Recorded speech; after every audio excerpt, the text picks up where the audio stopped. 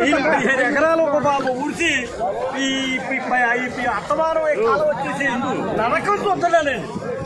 మరి ఈ 5 రోజులే నా భార్య నా పొలం ఈ చిన్నగానే ఉందండి.